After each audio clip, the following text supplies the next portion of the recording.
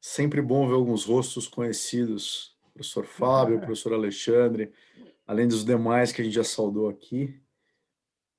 Bom, pessoal, boa tarde a todos, obrigado aí pela presença.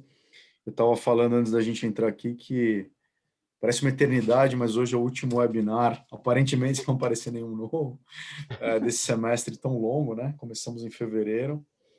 E agradecer ao Dr. Thomas Law, depois o professor Alexandre Errara também vai apresentá-lo em detalhes, agradecer ao professor Rafael, agradecer ao João Lucas, essa parceria do NENE e do SEEC, né? Sobretudo de um tema altamente relevante para nós, em termos de relações internacionais, de negócios. Sempre falar de China é um desafio enorme, e, sobretudo, na questão de ESG, né, que é um tema que nós discutimos bastante esse semestre aqui na SPM. E é um tema que a gente vem aprendendo, né, ainda muita coisa, tanto no ambiente de negócios internacionais, cada país com a sua dinâmica. O professor Uehara estava lembrando aqui da reunião recente do G7, né, posição dos Estados Unidos e de outros. Enfim, é um tema super importante para a gente conversar a respeito. Então, obrigado a todos e eu passo a palavra aqui para os professores Alexandre e Rafael. Obrigado mais uma vez. Professor Rafael, por favor. Bom, pessoal, agradeço, faço minhas as palavras do professor Marcelo. Então, eu, em nome do SEEC, aqui, juntamente com o professor Alexandre Ripamonte, a gente agradece demais essa parceria com o NENA, pelo João Lucas. João Lucas é um híbrido, né, um estudante de Relações Internacionais, que ele atua tanto no SEEC como no NENA. Ele tomou a iniciativa da gente realizar esse seminário, então assim, agradeço ao João Lucas, agradeço ao professor Alexandre Uehara pela parceria com o NENA, assim, foi super rápida e bem pronta essa parceria. E agradeço, acima de tudo, ao professor Marcelo Zorovitch pelo apoio sempre a essas iniciativas que a gente tem aqui na escola.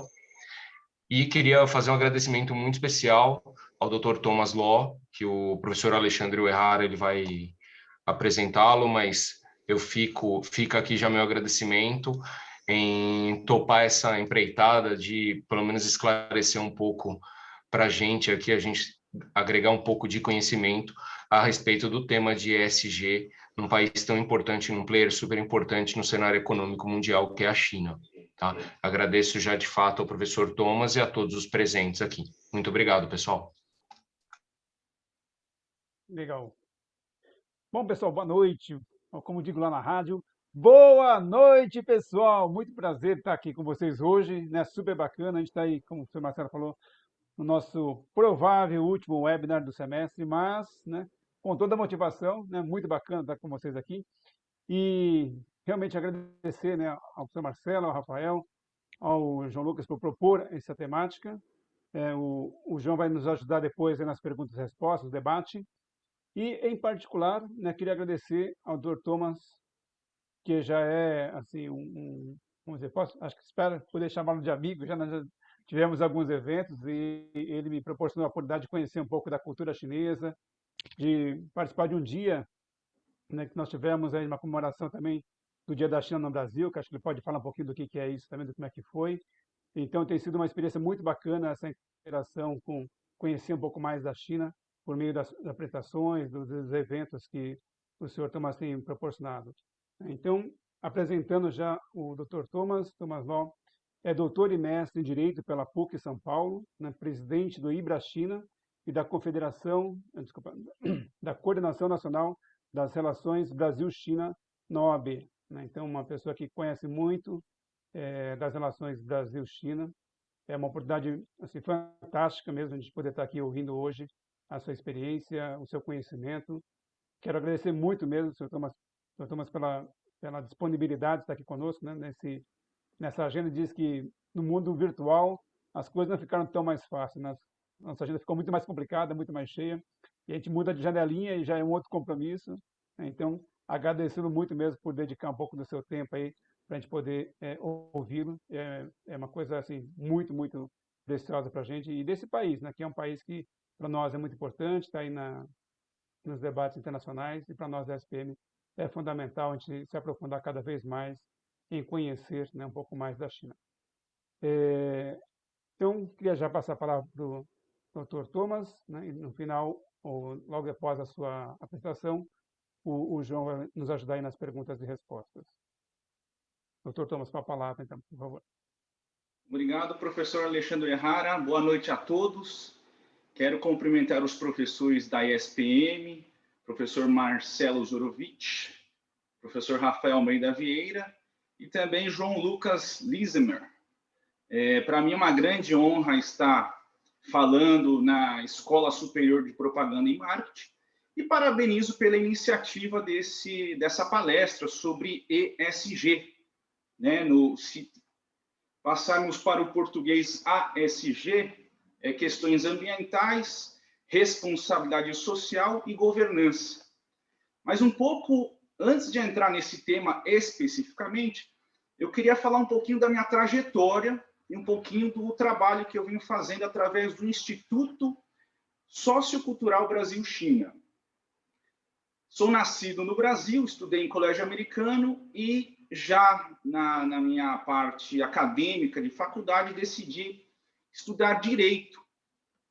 E aí eu estudei Direito no Brasil, mas ao mesmo tempo eu tinha os laços com a China e fiz um intercâmbio internacional na Beijing Language and Culture University, uma universidade que é muito conhecida em Pequim, para os estrangeiros que querem conhecer mais da cultura chinesa, e a gente tem até um projeto de trazer essa universidade junto ao projeto Ibrachina em São Paulo, Brasil. Em 2018, a gente fundou o nosso Instituto Ibrachina com os professores na área do direito. Temos fundadores do Instituto que o professor Errara conhece também, que é a Silvana, que foi aluna do professor Alexandre. Temos professores de Direito Constitucional, o professor Marcelo Figueiredo, da PUC São Paulo. Na área de Direito Comercial, o professor Newton De Luca, que é um desembargador federal da Terceira Região. E a ideia do nosso instituto, professor Alexandre, era para debater temas jurídicos e também financeiros, econômicos, com empresas chinesas e empresas brasileiras. Naquele primeiro evento que você participou conosco, professor, fomos para o IBMEC. Eu acho que o tema era Código de Ética dos Bancos. Estava até um banco chinês que entrou com investimento no Brasil, que era Construction Bank of China, mas ao longo desses anos eles reduziram os investimentos no Brasil, inclusive eu falei com o Eladio outro dia, e eles cortaram muito dos investimentos que vieram para o Brasil. E, posteriormente, fomos fazendo, professor Marcelo, vários intercâmbios internacionais, levamos startups do Brasil para a China, fomos para o evento do Rise Hong Kong, que é um evento muito grande, que a gente fazia a interlocução com as empresas chinesas, com as empresas brasileiras. Professor Rafael, tivemos um convite muito bacana para Shenzhen, junto com a prefeita de Shenzhen, e ela nos levou para empresas como Tencent, a Baidu, que também fica naquele centro tecnológico, e tivemos uns contatos muito interessantes até 2019, né? Que foi o ano que a gente foi 5 vezes para a China, inclusive eu integrei a viagem da Frente Parlamentar BRICS, junto com o presidente Bolsonaro, na comitiva em 2019, e depois recebemos o presidente Xi em Brasília com o evento do BRICS, na 12ª cúpula em Brasília. Depois disso, veio a pandemia, veio 2020, foi um ano que ficamos praticamente, não viajamos mais, as nossas missões foram canceladas, mas, ao mesmo tempo, fizemos um trabalho via o Comitê de Crise Covid-19, professor Marcelo, junto com o Congresso Nacional, porque faltava uma interlocução, de repente, uma interlocução governamental junto à Embaixada da China, e ficou uma lacuna. E essa lacuna foi interessante para o nosso trabalho de instituto, porque a gente conseguiu fazer um trabalho de mediação do nosso instituto junto à Embaixada da China e junto aos grupos parlamentares do Congresso Nacional, que eu posso citar aqui livremente, como a Frente Parlamentar Brasil-China, a Frente Parlamentar de Investimentos e Comércio Exterior, a Frente Parlamentar do Agrobusiness, que é uma frente super forte, liderada por parlamentares do Mato Grosso do Sul, e também a Frente Parlamentar dos BRICS. Posteriormente a todo o trabalho que viemos fazendo, o presidente da OAB, como eu sou advogado, o presidente da OAB, Felipe Santa Cruz, falou: Thomas, eu acho que está faltando uma coordenação nacional Brasil-China, porque ninguém sabe muito de China, ninguém sabe da legislação chinesa. Eu acho que existe um vácuo, uma lacuna neste campo. Você não quer ser o presidente da coordenação nacional Brasil-China? Falei, presidente, lógico, se você autorizar, podemos fazer aí, então, via sistema Ordem dos Advogados do Brasil, Brasília, uma coordenação geral, coordenações estaduais, professor Alexandre. E a gente, do ano passado, 2020 até 2021, estamos fazendo várias coordenações e lançando as coordenações. Até o ano passado fizemos presencial e agora a gente está fazendo também esse modelo virtual. Então, foi interessante o sistema da OAB, porque nos ajudou com as relações do corpo diplomático e as relações institucionais.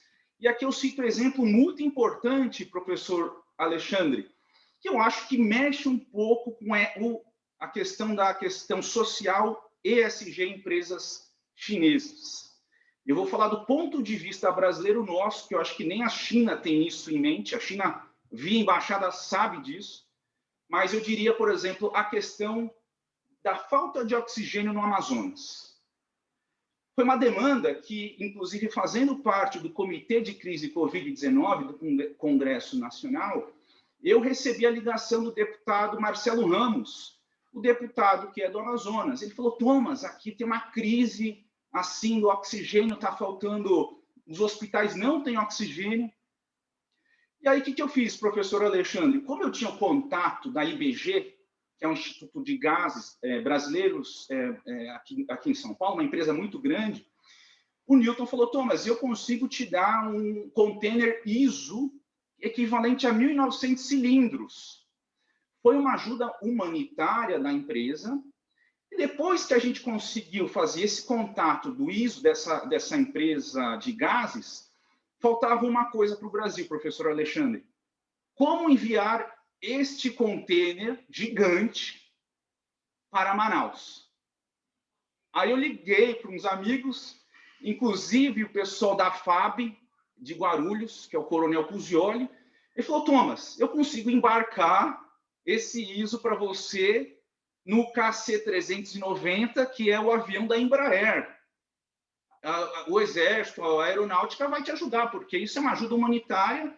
A White Martins foi junto, inclusive, que é a empresa encarregada de encher o tubo. Ele encheu o tubo em Belém do Pará, e de Belém do Pará foi via balsa, professor Alexandre, para Amazonas, Manaus, para ajudar nos hospitais. E aí, depois disso, fomos fazendo reuniões com a Embaixada da China, e a Embaixada da China, junto com as empresas chinesas, se mobilizaram por uma questão tão delicada que era a Amazonas, por a Amazonas ser um símbolo também do mundo, né, o pulmão do mundo. Muitas empresas se solidarizaram com essa situação, e aqui eu cito algumas ações, doações de grandes empresas chinesas. Aí eu diria que entraria na responsabilidade social dessas empresas, como a Huawei, que doou 25 concentradores de oxigênio, a empresa Gree também doou oxigênio e cestas básicas, aquela BYD, que está em Campinas, que é uma empresa de carros elétricos, que eu quero falar um pouquinho mais dela mais para frente, também fez doações de 300 mil máscaras. A empresa XCMG, que é uma empresa que está em Belo Horizonte, não, em Minas Gerais, em Pouso Alegre, que é uma das maiores empresas da China na parte de escavadeiras, maquinários, eles também fizeram doações de máscaras. E a Lenovo, que é uma empresa de computador, também fez a doação de oxigênio. E aonde eu quero chegar? Com essa ajuda humanitária, e foi uma coisa que movimentou muito Brasil, Brasília e Amazonas, o próprio presidente da OAB, o Felipe Santa Cruz, falou: Thomas, eu acho que a agenda agora, também além da questão Brasil-China, em 2021, é a agenda da ONU, Agenda 2030, questões do desenvolvimento sustentável. Eu acho que você tem condições suficientes de liderar a Comissão Especial Brasil-ONU, junto com os demais colegas advogados.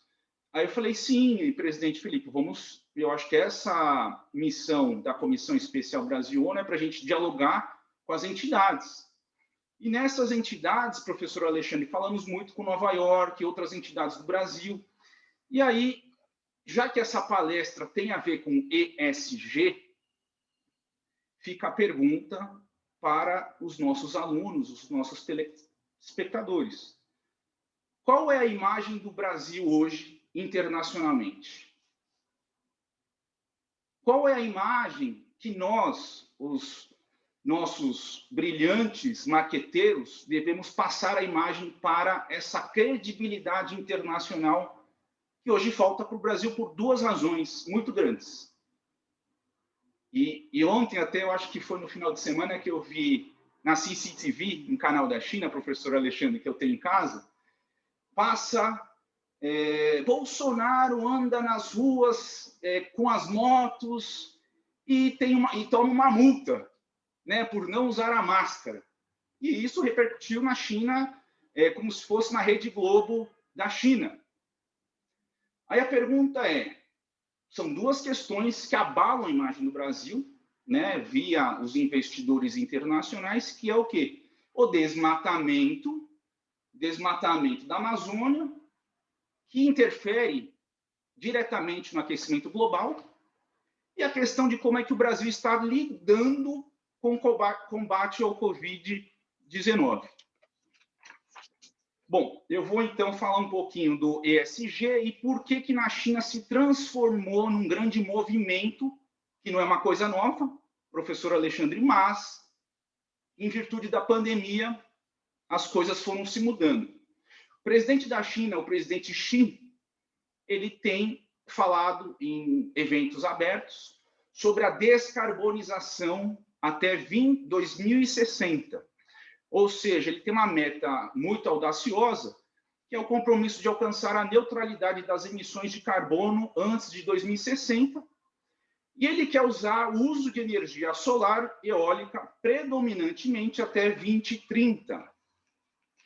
E quando o presidente da China fala, as grandes empresas state-owned na China começam a ir atrás do que é isso, de que maneira vamos atingir essas metas, tem algum standard internacional sobre o ESG? Então, se você olhar friamente na China e através dos mercados financeiros ou dos bancos europeus, com esses green bonds, sustainability linked bonds, o que vale hoje para um grande investidor? Somente o valor do título ou uma emissão de um título atrelado a metas ambientais, que atesta a preocupação dessas empresas, fundos de investimentos e os investidores com a questão social e sustentabilidade. Então, hoje na Europa, isso tem mudado um pouco o olhar para a questão financeira e as pessoas, os investidores, estão olhando também por uma questão ambiental. Aí eu falo que na China, o ESG na China também é uma forma de medir a emissão de carbono das empresas, em virtude do que o presidente Xi falou. E lá, professor Alexandre, a BYD, em Shenzhen, é um exemplo disso. Tem muitas empresas chinesas vindo para o Brasil para comprar cobre. E o cobre, na verdade, é um material usado para os carros elétricos. Então, hoje na China, Shenzhen não vai ter mais nada, vai ser tudo elétrico, os ônibus elétricos, carros elétricos, tudo elétrico. Vai ser o plano piloto para o resto da China. E aí, se você pegar a Europa, você começa a testar. Vai para uma agência de carro no Brasil, professor Alexandre, Marcelo, Rafael.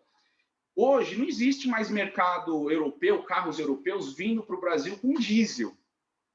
Eles agora estão mudando também essa questão dos carros. Vem um híbrido, né? Você usa um híbrido, ele vem com a parte que você pode carregar o carro e tem a gasolina, mas hoje em dia, da Europa, não se tem mais até o carro diesel. Tivemos também, ao longo desse ano, via a Coordenação Nacional Brasil-China, algumas palestras, professor Alexandre, e uma das palestras trouxemos o Ma Jun. Ele é o presidente do Institute of Finance and Sustainability e presidente do Comitê de Finanças Verdes da China. E nessa live que tivemos com ele, que era uma live sobre diálogo Brasil-China, sobre agricultura sustentável, ele nos informou que a China tem recursos disponíveis e tem 700 fundos verdes, mas carece de informações sobre agricultura sustentável no Brasil, que poderiam receber esses investimentos. Então, fica aí. Ele até falou, Thomas, lá na frente a gente pode abrir para debates. Se você souber de empresas que estão com essa pauta, a gente pode realmente fazer um intercâmbio, fazer um diálogo, fazer uma conversa, mas na China eles não têm essa informação. Embora, professor Alexandre, a gente sabe que essas relações comerciais e diplomáticas não são de hoje. As relações diplomáticas Brasil e China já são 46 anos dessas relações, e o agro do Brasil com a China é um negócio muito forte, né? O Brasil já vende muito para a China. Inclusive, eu estava fazendo uma pesquisa daquele pacto que o Trump fez com a China, da China obrigatoriamente comprar soja dos Estados Unidos. Mas eu vi que a soja brasileira ela vem no primeiro semestre. Quer dizer, então, quem vende primeiro para a China são os brasileiros. E a soja nos Estados Unidos somente vem no segundo semestre.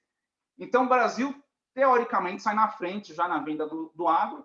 A safra, muitas vezes, já é vendida totalmente para a China. E, inclusive, nessas coordenações que a gente faz parte, a gente tem a coordenação estadual Brasil-China do Mato Grosso do Sul, você vê de Minas Gerais, você vê que eles estão super interessados em conhecer a legislação chinesa, professor Alexandre. Então, é uma coisa automática. Na verdade, até brinquei outro dia numa live que o Paulo Guedes não precisa fazer muita coisa, porque o dólar vai baixar em virtude dessa grandeza que a gente tem, dessa riqueza que é o agro brasileiro. Bom, o que eu vejo que poderia afetar o Brasil ao longo desses anos, professor Alexandre? Se caso o Brasil não demonstre estar em conformidade com essas práticas internacionais do ESG, porque isso poderia impactar na economia brasileira, mais no agro, talvez, já que são 100 bilhões de dólares essas trocas comerciais, e lá na frente poderia, sim, ser afetado se outros países tiverem essas condições de demonstrar que a sustentabilidade também está na prática do agro brasileiro. O que o Brasil também está demonstrando perante esses avanços internacionais? Aí eu fiz uma pesquisa, e no dia 26 de outubro de 2020, o governo federal também editou um decreto número 10531, que é a Estratégia Federal de Desenvolvimento para o Brasil, no período de 2020 a 2031. E esse decreto do governo federal, professor Alexandre, está realmente às disposições do ESG, por incrível que pareça, na legislação brasileira. Então, até quero citar, por exemplo, o eixo ambiental desta lei. E ele fala, o eixo ambiental do Plano Decenal do Brasil tem por diretriz a conservação e uso sustentável dos recursos naturais, com foco na qualidade ambiental como dos aspectos fundamentais da vida das pessoas. Então, você vê que já tem uma legislação brasileira prevendo isso. Eu acho que é um super avanço. Tem que parabenizar o Congresso Nacional por isso. E eles fazem até diretrizes sobre os eixos social, por exemplo, o eixo social, que fala que o Brasil tem por diretriz-alvo o bem-estar, a família, a cidadania, a inclusão social, com foco na igualdade de oportunidades, no acesso a serviços públicos de qualidade, por meio da geração de renda e na redução das desigualdades sociais e regionais. E aqui, ainda neste item, ele fala da melhoria e acesso à educação, fala na permanência da sua qualidade também nos serviços de saúde, e fala que a pandemia Covid-19 prevê ampliação da competitividade da indústria da saúde. Então, você vê que realmente a questão do Covid influenciou todo o cenário, inclusive o cenário legislativo. E aqui eu só quero, por fim, destacar o eixo institucional do ESG, ASG, que o Plano Decenal do Brasil fala da questão da governança e do compliance no âmbito do poder público. Então, eles estão preocupados também da governança não só privada, mas da governança pública em relação a ESG. Bom, o que eu queria somente fazer uma reflexão é que o ESG, na verdade, tem muito a ver com a questão da ética, a ética empresarial. E, na verdade, o empresário tem que buscar alguns resultados, não só o resultado econômico, mas sim o resultado social e o resultado ambiental. E aí fica aquela questão, será que o Brasil está preparado para a sustentabilidade ambiental? Ou ele só está pensando na questão da sustentabilidade econômica, professor Uehara? E aí eu vejo que o Brasil tem uma vantagem acima de qualquer outro país no mundo. O Brasil, como eu já tinha falado do Amazonas, ele tem uma biodiversidade muito grande, e o Brasil é o único país que pode fazer o sequestro de carbono, ou seja, um processo de você reter o gás carbônico da atmosfera. Então, o Brasil tem tudo isso para fazer, tem todo o espaço para fazer, inclusive, se você pegar a pesquisa, a Embrapa fala que o Brasil tem 8,5 milhões de quilômetros quadrados. Dentre esse percentual, vamos ver, são 9% ocupado por culturas agrícolas, 21% por pastagens e 66% por biomas nativos. Então, você pode perceber que o Brasil é gigante e tem condições para levar isso para frente. Eu queria falar de uma empresa específica. Eu sei que nos meus slides estão todas as empresas que eu mencionei que ajudaram na questão do Amazonas, mas tem uma empresa que está em Montemor, muito perto de Campinas, que é a empresa Syngenta, que agora também tem capital chinês aqui no Brasil. E eles anunciaram um investimento de 2 bilhões de dólares em agricultura sustentável até 2025 no Brasil, professor Uehara. Então, você já tem também uma consequência de uma empresa que está no Brasil fazendo este foco de reduzir a pegada do carbono e também para ajudar as questões de mudanças climáticas. E essa empresa, junto com a Embrapa e outros players do mercado, já fazem parte da integração lavoura-pasto-floresta, ILPF, em mais de 17 milhões de hectares no Brasil.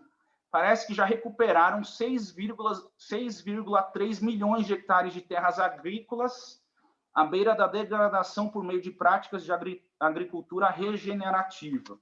Então, esse já é um exemplo de uma empresa chinesa no Brasil. E aqui eu vou dar o exemplo de uma outra empresa brasileira que também está trabalhando nesse sentido, que é a empresa Klabin. A Klabin começou a lançar título, e são vários títulos, emissão de 500 milhões de dólares para o exterior, voltada também para os investidores, mas na questão do ESG. Então, a Klabin estabeleceu 3 metas a serem cumpridas, professor Ehara, até 2025. Acho que tem um barulho de bateria, é meu filho. Ele está na bateria aqui. Até 2025, a Klabin tem 3 metas. Redução do consumo de água por tonelada de produto, o aumento percentual de reuso e reciclagem e reintrodução de 2 espécies extintas ou ameaçadas nos biomas onde os processos ocorrem da empresa. Então, você vê que, na verdade, o investidor que compra um bond, um green bond, professor Ehara, o que ele está pensando? Não, a empresa até 2025 vai reduzir a poluição. Então, eu, investidor, vou estar de olho nisso.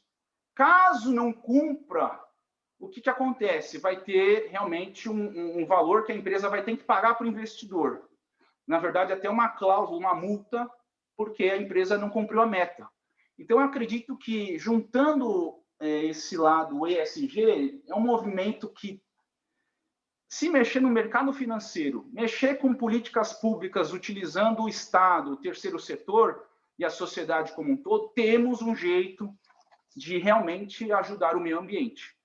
Então, aqui eu quero finalizar a minha fala dizendo que, de forma muito otimista, dizendo que a pandemia causou todo esse estrago à humanidade, mas também melhorou essa perspectiva da ESG. E a gente sabe que temos tratados internacionais, declarações sobre o meio ambiente, desenvolvimento, que não são coisas de hoje, mas coisas já de 1992, como, por exemplo, a Conferência do Rio de Janeiro, professor Ehara, que já temos lá princípios do desenvolvimento sustentável. Eu acho que agora, com essa nova roupagem do ESG, vai fortalecer esses princípios e, com certeza, a sociedade e o mundo vai tomar conta do meio ambiente e o desenvolvimento, não para a nossa geração, para as próximas gerações. Muito obrigado. Doutor Thomas, eu que agradeço aí a sua apresentação. Muito bom ver aí as falas. E uma coisa interessante, né? Vou passar já a palavra para o professor Marcelo para que ele possa comentar também. Mas o que eu sempre vejo de interessante interação da minha parte, né, que eu sou mais político-econômico, quando converso com alguém do direito, é que às vezes a gente consegue perceber que, assim, querendo ou não, o direito parametriza e direciona muitas vezes as ações, né? A gente pensa aqui muita coisa, tá, mas não dá para esquecer, né, e levar em consideração que, assim, existem leis, existem regras e que não dá para fazer sem elas, né? Não dá para passar por cima. Então, acho que é muito bacana quando a gente conversa, tem esse diálogo, porque a gente vai renorteando, vamos dizer assim, os nossos pensamentos aqui. Professor Marcelo, por favor. Não, primeiro, obrigado, professor Thomas, aí, por tantos insights, né, valiosos, e olhando para grupos distintos de stakeholders, como a gente costuma dizer aqui na SPM, né. Eu queria fazer, na verdade, uma pergunta e uma provocação. Eu acabei, por uma coincidência, né, fazendo a minha pesquisa de doutorado sobre Brasil-China, né, nas relações bilaterais, envolvendo a questão de comércio e investimentos, né. E foi interessante, um dos pontos que apareceu foi justamente um contraponto, né? Quer dizer, existe uma propensão de adesão do empresariado brasileiro, e aí estou falando de uma amostra pelo Brasil, né, em distintos setores da economia, que, claro, apoiam os negócios com a China, né? Seja mais por parte de acordos comerciais, ou acordos que tragam uma vertente de investimento, ou uma mescla, né, de uma coisa que puxa a outra. Mas quando eles são lembrados da questão ambiental, existe uma preocupação, né, em relação a essa questão da China, por ser o que é a China, de um lado, né, como o principal parceiro comercial do Brasil, por ser a segunda maior economia, mas também pelos índices aí discutidos em todos os fóruns internacionais que a gente conhece, os indicadores e alguns pontos que você mesmo comentou. Então, minha pergunta para você é a seguinte, né? Como é que fica essa relação entre o pragmatismo, e aí o pragmatismo está também na sociedade chinesa muito forte, né, em termos de negócio, mas também do lado brasileiro? Quer dizer, o que está na prioridade dessa agenda? Quer dizer, a gente sabe que tudo isso é importante, tudo que você comentou de extrema relevância, mas na hora de fazer negócio, o que a gente consegue colocar como mais relevante nessa agenda? Obrigado. Professor Marcelo, é muito boa a sua pergunta. Eu acho que daqui para frente, eu acho que esses organismos internacionais precisam fazer o quê? Dar mais transparência. A China, o modelo econômico dela, as fábricas, a questão da poluição, vai ter que dar total transparência para realmente também estar nesse standard internacional. Então, tenho certeza que a comunidade europeia, os Estados Unidos hoje, eles vão cobrar muito mais de forma diplomática internacional as empresas chinesas. Eu acho que o Brasil também tem que fazer parte desse anseio internacional, porque o Brasil é um player muito grande. Então, eu acho que também o Brasil tem que exigir e tem que ver. Eu acho que entrando na parte do mercado financeiro, eu acho que o próprio investidor vai querer ver também essas questões de melhoria na sustentabilidade e melhoria no desenvolvimento sustentável dessas grandes empresas chinesas. Obrigado aí pelos seus comentários. A gente pode continuar, mas eu vou deixar aqui o pessoal ir perguntando, né? Já tem perguntas no chat, não quero atrapalhar a dinâmica. Passar para o João, por favor. Então. Boa noite, professores. Boa noite, Dr. Ló. Antes de tudo, eu gostaria também de agradecer a todo mundo que disponibilizou um pouquinho do seu tempo para estar aqui hoje. E aproveitando a deixa, a Adriana perguntou no chat se é possível a gente dizer, então, que a China está, de um modo geral, mais avançado nas competências ESG do que o Brasil. Obrigado, João. Eu vejo o seguinte, João, quando se tem vários eventos e o presidente da China, por exemplo, ele fala em eventos abertos, lá atrás ele falava no quê? Não, até 2025 a gente vai pensar no Made in China, ou seja, usar a tecnologia chinesa e daqui para frente vamos... tudo que eles fizeram de engenharia reversa, eles querem realmente parar, eles querem usar a tecnologia chinesa e é uma meta. Uma outra meta do presidente da China é One Belt, One Road. Até X ano vamos fazer o One Belt, One Road e a gente vai querer fazer a nova Rota da Seda, construindo os trem-balas. E o trem-bala daqui do sul para o norte é um exemplo disso. A gente vai replicar isso para os outros países. E outro exemplo que ele deu foi da segurança cibernética. Não, a China vai ter a melhor rede de internet do mundo, 5G ou 6G. Então, a gente vai melhorar a China através da legislação do Estado chinês, o Estado do Rule of Law. Então, o que o presidente da China falou para os grandes juristas chineses? Vão estudar, vão para fora, vão para a Itália estudar o berço do direito italiano. Vamos entender como fazer, então, um modelo mais avançado de uma legislação pertinente de proteção de dados, professor Uehara. Que os parlamentares não são juristas, passam tudo para os parlamentares do Congresso do Comitê Central da China, e eles agora têm uma legislação de segurança cibernética em 2017, que exatamente se tiver um hacker entrando no STF, estaria sob a custódia, a visão da legislação chinesa, ou se tivesse algum ataque cibernético, e agora, depois da RGPD e o Brasil com a Lei Geral de Proteção de Dados, a China tem um modelo que, para mim, eu acho que também é inteligente, mas em proteção de dados na China, que está sendo agora aprovado, professor Uehara. E aí, na questão, então, da descarbonização, também um movimento internacional, porque essas grandes empresas chinesas estão em diversos países. Aqui no Brasil, se você pegar a lista do Forbes, 500, 5 delas são empresas chinesas e 5 delas estão no Brasil. Então, acho que a relevância de você ter as maiores empresas, as empresas mais ricas no mundo, também no Brasil, faz com que esse movimento do ESG fique maior e cada vez mais interessante do ponto de vista da defesa do meio ambiente. Doutor, então é possível a gente afirmar que essa emergência dos princípios ESG na China estão muito envolvidos e sofrem muita influência das políticas de Estado chinesas? Sim, eu tive, João, nos 70 anos da fundação da República Popular, a convite do governo chinês, e lá tem um museu, né? Eu fui convidado pelo governo e você conseguia ver um museu desde o primeiro ano da fundação até os 70 anos da fundação. E nos últimos 2 anos dos 70 anos, eles só falavam de meio ambiente, meio ambiente, meio ambiente, reflorestamento, reflorestamento, reflorestamento. Então, onde que eu vejo que, se existe realmente um movimento do governo, vai ter um movimento das empresas como um todo, com certeza, e da sociedade chinesa, porque lá eles pensam numa coletividade. Eles não são muito individualistas, vão pensar muito no que está acontecendo na região e vão apoiar.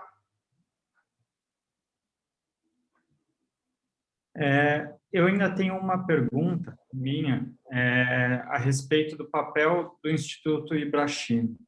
Considerando que a China tem aderido aos princípios ESG e, consequentemente, ela passa a exigir dos seus parceiros econômicos os mesmos padrões, levando em consideração também a necessidade do Brasil se adequar a certas políticas que estão sendo adotadas na China, qual que é o possível papel do Instituto Ibrachim nessa nova dinâmica da relação? João, muito boa pergunta. Inclusive, pela Coordenação Nacional Relações Brasil-China, da OAB, na qual eu presido, estamos fazendo uma parceria com a China Law Society, professor Uehara, e tem temas, artigos científicos que a gente vai lançar num livro compilado agora neste ano ainda. Então, tem temas já de investimentos chineses, investimentos pensando no ESG. E antes de ontem, eu estou já configurando um trabalho junto com a Universidade do Jack Ma, a Zhejiang University, que é a terceira maior universidade da China, e eles querem realmente fazer uma parceria conosco, inclusive dando bolsas de estudos para os alunos do Brasil para a China. Então, por que o Brasil? Por causa da América Latina, né, como um todo, eles têm pouquíssimos alunos da América Latina, e eles sabem do grande potencial do Brasil, porque o Brasil foi o primeiro país com o qual a China fez essas relações diplomáticas e comerciais na América Latina. Então, acho que tem tudo a ver para a gente fortalecer esse intercâmbio universitário.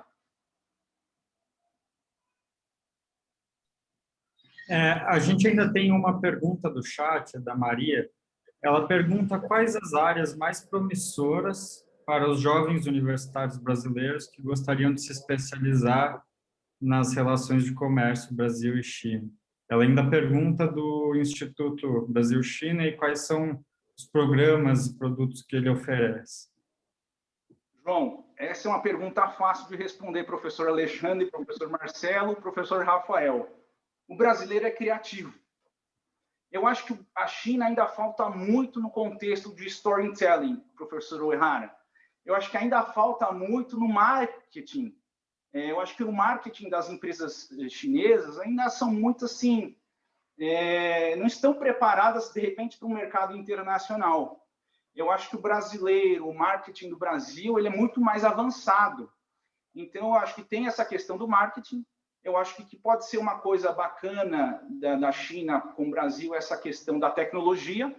Eu acho que tem... A Huawei estava ajudando, inclusive, a frente parlamentar do FREICOMEX, de abrir uma academy, Huawei Academy, para formar novos tecnólogos lá no Espírito Santo.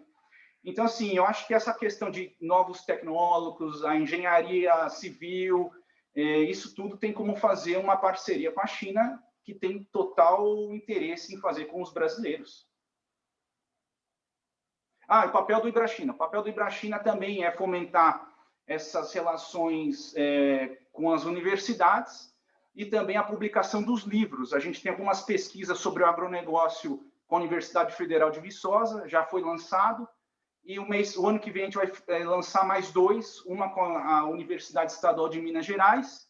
Eu estou falando Minas porque foram as 2 primeiras universidades que fizemos a parceria, professor Uehara.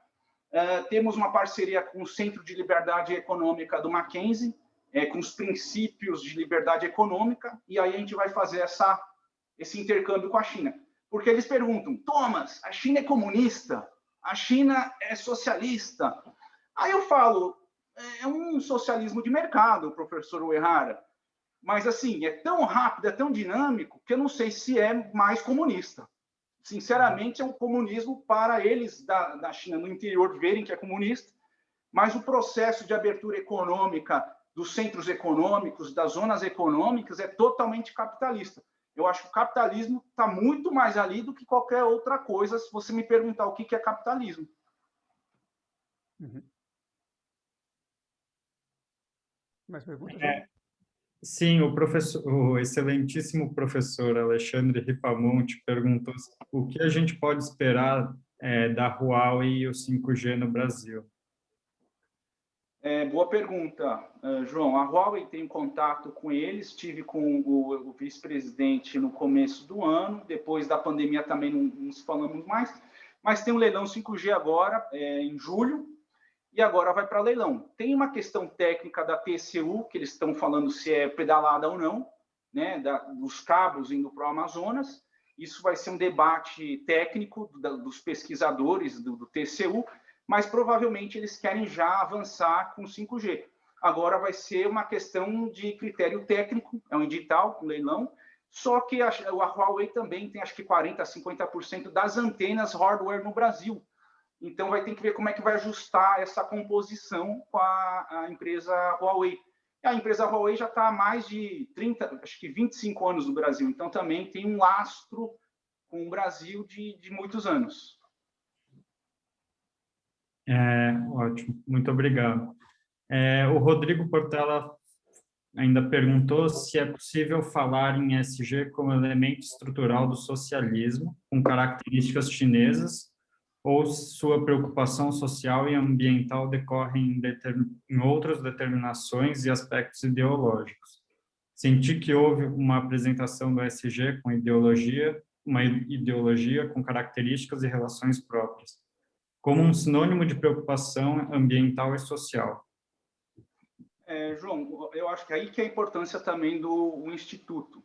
A gente fala muito da questão cultural, né? No nosso Instituto, a gente tenta trazer muito, abarcar muito essa questão cultural da China, que é muito diferente do Brasil, e obviamente que, de repente, um olhar da cultura chinesa pode ser totalmente diferente para a cultura brasileira, mesmo no ESG.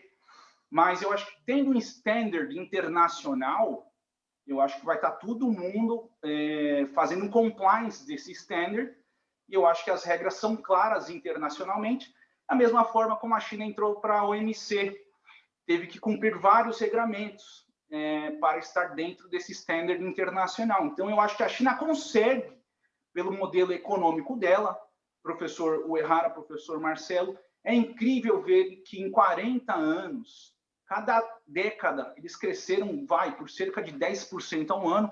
Isso, para mim, é um absurdo economicamente. Não sei se você pegar a teoria dos econômicos, os estudiosos, vão falar, não dá para entender muito o modelo chinês. Lá atrás, eu conheci o professor Roberto Dumas, professor Alexandre, 2009. Estive com ele lá no Itaú, em Xangai. Ele me falava, Thomas, você não entende isso daqui porque a economia chinesa agora, 2009, vai querer fortalecer o mercado interno. Por quê? Porque com essa crise de 2008 nos Estados Unidos, não está indo mais os produtos para os Estados Unidos. A China tem que vender os produtos. E vai vender para quem? Para o consumidor interno da China. Professor Uehara, são 400 milhões de novos consumidores que tem lá, que é a classe média chinesa. Então, em 2019, quando eu fui para a China, você via vinhos espanhóis, italianos. Quando eu fui lá atrás, em 2000, você só vinha, de repente, o vinho... qual que é o mais em conta aí, internacionalmente fazia... esqueci até o nome do vinho. No Brasil, era o sangue de boi, né? O sangue de boi? Mas tinha um chileno, o Diablo. Qual que é o Diablo lá? Tinha um. Brasileiro del Diablo. Brasileiro. Tinha esse que eu lembro muito bem, nitidamente, porque eu fui para lá em 2000, 2001, 2002. Aí você passa os anos, eu fui agora nessa comitiva, pô, tinha restaurante de 3 estrelas Michelin. Aí eu falo, meu, esses caras estão gastando horrores como consumidor. Eu estava falando com o pessoal, inclusive, da Audi agora, aí eles estavam falando, Thomas, sabe para onde mais exporta a Audi? Eu falei, não, é para a China. Tanto é que o mercado brasileiro, professor, é 1%, não vale nada para o mercado brasileiro. Agora, para o mercado chinês, Audi, BMW, Mercedes, é um baita de um negócio. Eles estão consumindo. Então, faz com que a economia chinesa gire ao mesmo tempo. Então, é muito interessante essa mudança, né? Doutor Thomas, aproveitando já o seu conhecimento, uma das perguntas que sempre os alunos me fazem, e aí tem um pouco a ver com a área do direito, é como é que está hoje na China, e aí tem a ver com esse dia também, a legislação em relação à propriedade privada. O que é propriedade privada na China? O que é público? Como é que estão as empresas hoje? Como é que está a legislação na garantia da propriedade privada na China? Boa pergunta, professor Alexandre. Inclusive, nos 70 anos da fundação da República Popular, eles ainda iam lançar o Código Civil novo. Lançaram agora o novo Código Civil. Na verdade, você tem a concessão do uso do tempo, a sua casa, você compra ele por 100 anos, 200 anos, e depois disso, anos e anos, depois de passar esse período, vai tendo uma renovação. Só que, aí fica uma opinião minha, eu não sei também. Depois de completar os 100 anos da fundação da República Popular da China, eu penso que eles vão fazer a questão da propriedade privada do título e posse via cartório da forma que é em outros países. Eu penso assim, porque cada vez mais eles querem evoluir. Mas, óbvio, vai ficar um critério do partido central decidir isso depois, mas eu vejo como uma evolução.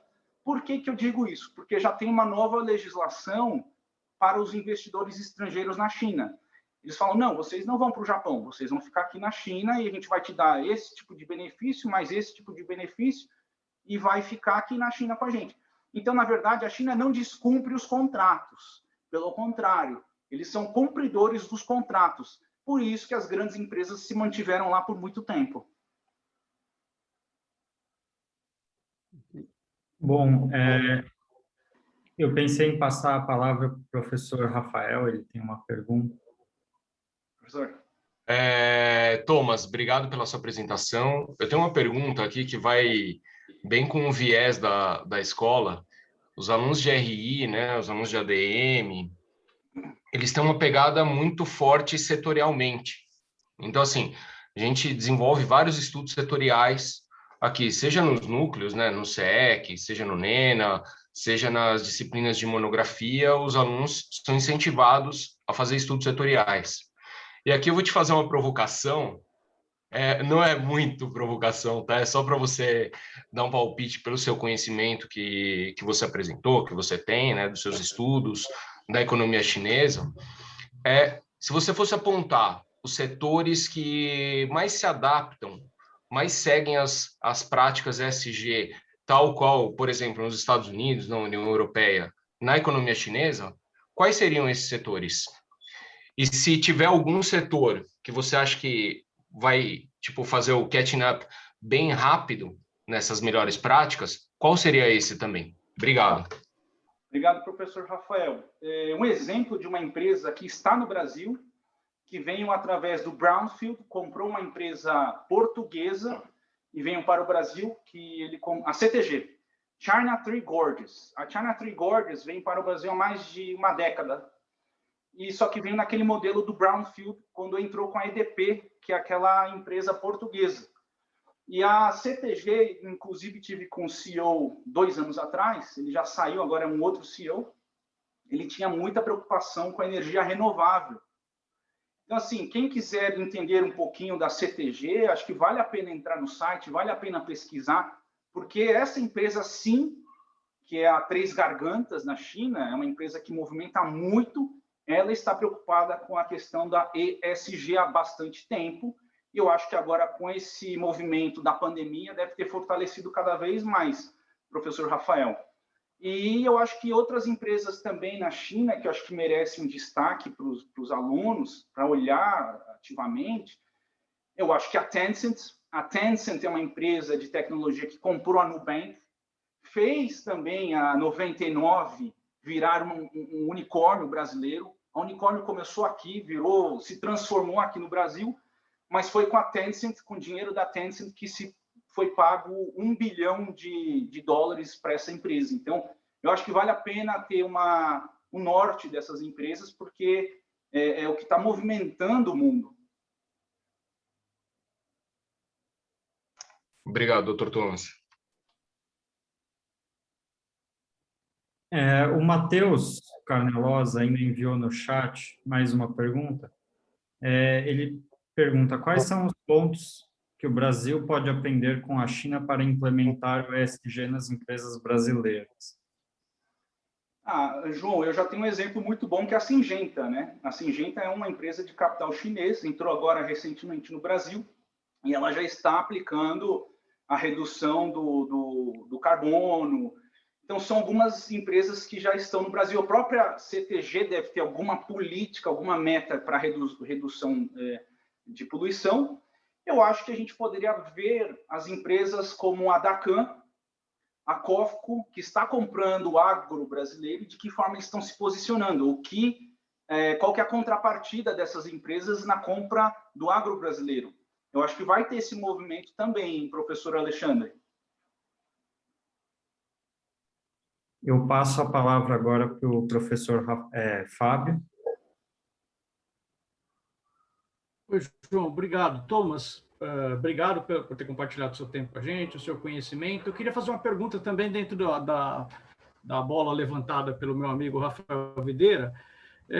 Nesse âmbito setorial, muito se discute, até teve um número recente da Economist falando das moedas digitais e do avanço das moedas digitais. E me parece que o governo chinês tem um especial interesse em não só fortalecer uma moeda digital, como uma moeda digital que tenha uma aceitação global. O que você tem a dizer a respeito desse sentido? Você tem alguma informação? É isso mesmo? Quais são as apostas do governo chinês? Obrigado, viu? Professor Fábio, muito boa pergunta. Inclusive, se você olhar a China na questão do Bitcoins, eles falam, não, Bitcoins é ilegal, né? Não está regulamentado. Tem um problema sério. Não tem Banco Central olhando isso. Tem que ter uma regulamentação. O que a China fez? Não, Bitcoins aqui não entra também. Só que, em contrapartida, estão fazendo a moeda digital e tendo um controle via Banco Central da China para se ter uma regulamentação dessa moeda digital. Só que, professor Fábio, na China, eles não tiveram nem cartão de crédito, professor Alexandre. Eles pularam do dinheiro para o celular. Então, na verdade, eles têm um e-wallet através da Tencent, que é a empresa que controla o WeChat. Então, no seu celular, você vai ter um wallet que você consegue pagar o que você achar necessário. Vai ter sua conta atrelada na conta do banco, qualquer banco chinês. E aí você pode fazer o pagamento. Então, professor Fábio, boa pergunta. Eles querem sim uma moeda digital, mas uma moeda digital da China, e não de outro país. Mas que vai automaticamente fomentar o mundo. Porque eu acho que eu tive na Europa, numa loja, inclusive, de um chinês. Falei com ele, ele falou, não, Thomas, você pode pagar aqui, inclusive, com a moeda no seu WeChat. Aí fica aquela questão, professor Fábio, você pode pagar ele com a moeda do WeChat na Europa. Aí você vai falar onde está a fronteira, a soberania de cada estado. Onde está a soberania, sei lá, da França? Se lá você pode usar uma moeda digital via celular com um compatriota, uma loja chinesa ou uma loja de outro lugar também, que aceite a moeda.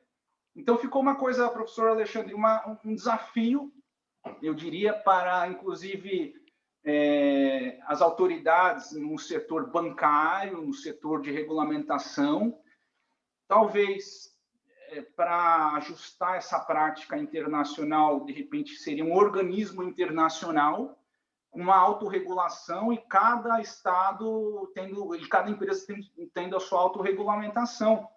Porque é difícil um país ter uma regra, o outro não ter e como é que fica, então, essa questão de práticas desse uso financeiro, dessas práticas financeiras eletrônicas. Doutor Bo, o Rodrigo Portela ainda pergunta como é que ele pode fazer para ingressar no Instituto Brasil-China. Rodrigo, pode acompanhar a gente nas redes sociais. Na verdade, o ano passado a gente tinha umas missões para a China e vamos tentar retomar agora para o ano que vem, mas a gente vai mandar a programação para todos via e-mail, via redes sociais. Mas é bacana, a gente quer fazer, provavelmente com a Universidade de Zhejiang, de repente um bate-bola e troca de ideias com os professores também dessa universidade. Então, a gente vai até lançar isso via redes sociais ou site do nosso instituto. Doutor Thomas, na sua entrevista também para o canal Poder 360, você fala muito da importância da transferência tecnológica entre o Brasil e a China e o quanto ela tem a nos proporcionar. Você citou, tanto na entrevista quanto hoje, o exemplo da BYD, que é uma empresa de carros elétricos, né? Fotovoltaicos. Aproveitando a sua formação em direito, eu pergunto, do seu ponto de vista, existem restrições e gargalos jurídicos que impossibilitam a relação entre as empresas chinesas e os investimentos com o Brasil e as empresas brasileiras? Sim, João, eu vejo que tem algumas empecilhos do próprio mercado, da estrutura de como é que o Brasil é formado, por exemplo, agências reguladoras. Eu acho que para eles ainda fica muito difícil empresas estrangeiras virem para o Brasil, eles querem entender o mercado brasileiro, então por isso que você vê a preferência deles vindo através do modelo brownfield, não greenfield, né, de abrir um negócio aqui e sim entender o mercado a longo prazo. Eu acho que eles pensam muito a longo prazo. Se você pegar o exemplo até de um time de futebol, o Shandong Luneng, quando comprou o Desportivo Brasil, eu acho que eles estão menos de 10 anos no Brasil, mas você vê que eles querem sair do campeonato da Bezinha, indo para A3, A2, mas o futebol eles querem entender também esse mercado.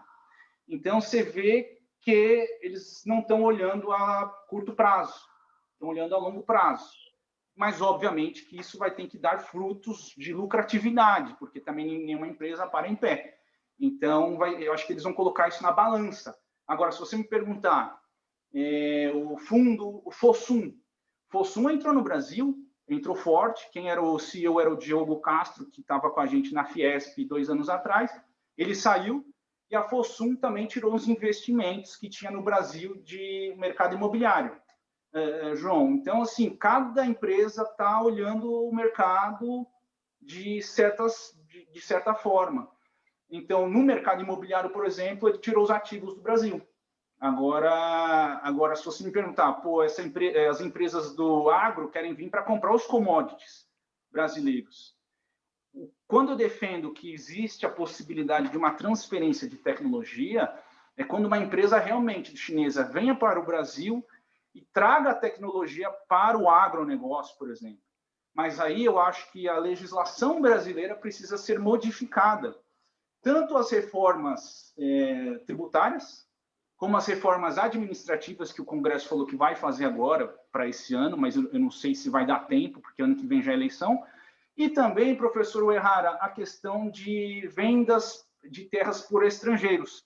Porque, assim, a pessoa, ou se pode fazer uma concessão, de repente, que nem o modelo da China, João, de que a empresa entre, faça as benfeitorias, traga um investimento, cumpra um contrato de 100, 200 anos e depois aquilo fica para o Estado brasileiro. Então, depende muito da composição que o Estado vai oferecer para o investidor chinês. Eu acho que vai depender muito de cada governador e de cada isenção que cada Estado vai dar. Temos ainda 2 perguntas no chat. A primeira é da Maria Nardelli. Ela quer saber quais são os principais estigmas na hora da implementação do ESG nas empresas. João, eu acho que é tudo muito novo para quem só olha de um prisma comercial, né? Quem está olhando sempre o lucro, lucro, lucro, hoje tem que ter uma mudança de olhar. E os resultados não são só econômicos, sociais e também os ambientais. Eu diria que é um movimento mundial, é uma nova ordem mundial e obviamente, que se você for ver questões da pandemia, afetou os mais vulneráveis, afetou muita gente também, todos da sociedade, mas hoje uma cesta básica, quanto que vale para uma pessoa que quer comer? Então, isso tudo é uma responsabilidade social das empresas como um todo, e eu acho que, obviamente, que vai ser uma forma de enxergar o mundo diferente daqui para frente. Ótimo. Então, nossa última pergunta é da Maria Amaral. Ela fala: o governo chinês pode ser considerado sócio de toda empresa chinesa? Como que funciona essa dinâmica na China? Boa pergunta. Essa é uma pergunta que fica na cabeça de todo mundo, professor Errara. Obviamente que o modelo econômico chinês, quando eles pensaram em futuro, realmente é colocar dinheiro em empresas de inovação, tecnologia, infraestrutura. Então, se você fala assim, as grandes empresas, XMG, a Huawei, eles perguntam se a Huawei é do governo. A Huawei fala que não, porque não teve nenhuma ligação. Teve uma ligação quando foi formada a Huawei no início dela, da empresa. Então, assim, sim, existem state-owned companies, que são empresas chinesas, Sinopec, várias empresas, que o governo realmente subsidia. Agora, tem também as empresas privadas que compõem um time na China, que são várias empresas. Então, hoje, João, eu acho que tem um mercado muito amplo, muito aberto na China. Eu conheço fintechs chinesas que querem conhecer o Brasil, eles querem conhecer a América, querem conhecer os Estados Unidos e obviamente, o Brasil. Então, são empresas médias, medianas, startups chinesas que estão ganhando valor também no mercado chinês e querem conhecer outros mercados. Só que o problema do Brasil é essa questão geográfica. Eles falam, Thomas, é muito longe o Brasil, a gente está com o mercado na Malásia, um mercado na Coreia, um mercado na Europa, mas o Brasil, para a gente, ainda é um obstáculo nessa parte de serviços, fintechs. Então, João, eu acho que para as grandes empresas chinesas estatais é mais fácil adentrar o mercado brasileiro. Agora, os outros players privados que também querem entrar, que eu conheço também, já tem algumas do Brasil, ainda está iniciando, mas também eu acho que vai desenvolver ao longo do tempo. Obrigado, doutor Thomas. Obrigado, João, pela mediação. Não sei se tem mais alguma pergunta, João, do chat? Não, é só isso. Eu ia passar a palavra para o professor. Tá bom. Bom, nós estamos chegando perto da hora da aula, já temos que ir terminando. Só fazer um comentário rápido, eu queria passar a palavra para o professor Marcelo para ele poder fazer as palavras finais. É que, às vezes, o doutor Thomas falando de contratos de 100, 200 anos, né? Parece uma coisa assim para nós brasileiros, nossa, 200 anos no contrato, como é que eu vou pensar em 200 anos, né? Mas eu tive uma experiência interessante, que eu trabalhava ali na Barra Funda, e foi quando venceu os contratos do Palmeiras e do São Paulo, acho que daquela concessão, e era de 100 anos, né? Eu falei, nossa, 100 anos, né? E renovou lá o contrato deles, né? Então vejo que no Brasil também tem contrato de 100 anos aqui no Brasil. De 200 eu não vi, mas de 100 anos eu já vi que tem. Então a gente tem que começar a pensar a longo prazo também. Professor Marcelo.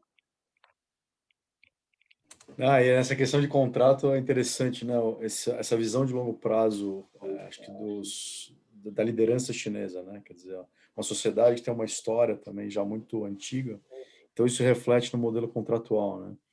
Mas eu queria agradecer muito, Dr. Thomas. Antes de fechar aí, você comentou, né, sobre as questões de parcerias com universidades. Acho que para nós aqui na SPM esse é um ponto interessante da gente poder até depois debater em outro espaço, né? E aprofundar essas questões, né? A gente tem várias parcerias internacionais e lógico que quando nós começamos a discussão de um núcleo de estudos e negócios asiáticos há uns 5 ou 6 anos, uma das ideias motivadoras foi justamente a proximidade do comércio, né? E o fato da China ser tão próximo do Brasil em termos de negócios, principal parceiro comercial, essa construção toda e principal parceiro comercial de outros tantos 120 e tantos países, né? a segunda maior economia do mundo e todas as outras questões importantes que foram colocadas aqui. Então, se você achar que há um espaço para a gente discutir essa proximidade, essas questões, acho que seria interessante, tanto para estudantes quanto para professores, pesquisadores, né? Eu acho que o Nena se encaixa aqui, os colegas aqui do SEC, enfim, os estudantes que estão aqui presentes, os professores presentes, certamente estão aqui porque têm um interesse genuíno, né, nessa aproximação, nesse aprendizado. Então, fica aqui o diálogo para a gente continuar. Com certeza, professor Marcelo. Da nossa parte, pode contar, professor Alexandre. Muito obrigado. Obrigado. A gente não é Obrigado pela palestra. Mas sabatinamos o senhor hoje, né? Obrigado, João. Muito obrigado. Obrigado a todos. Obrigado, Thomas. Obrigado, Errara. Parabéns, João. Obrigado, doutor Thomas. Parabéns, João. Isso é verdade. Obrigado, pessoal. Valeu. Obrigado, gente. Bom final de semestre para todo mundo. Valeu. Tchau, gente. Obrigado, doutor Thomas. Um grande abraço aí. Saúde para todo mundo. Boa aula. Obrigado.